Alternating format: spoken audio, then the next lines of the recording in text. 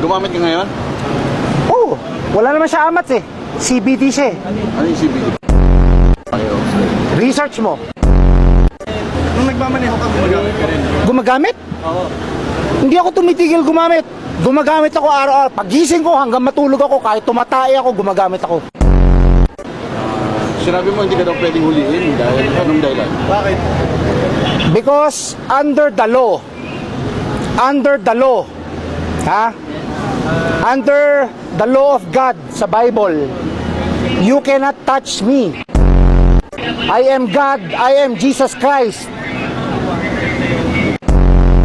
You're the son of God? Yes, no, I am God in flesh. Paano mo nasabi, sir? Ha? Paano mo nasabi na you're a God? I am untouchable.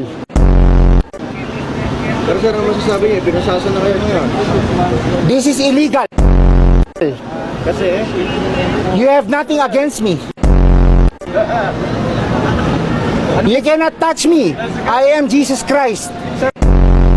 Lahat kayo, lahat ng kaluluwa nyo akin. Anong religion nyo, sir? Wala akong religion. God lang. God. God. Wala akong religion. Kaano-ano nyo si Mama Mary? Nanay ko. I am the law. Bakit hindi godly? Ako nagde-decide, hindi kayo. Amen. I am the law. I am the way.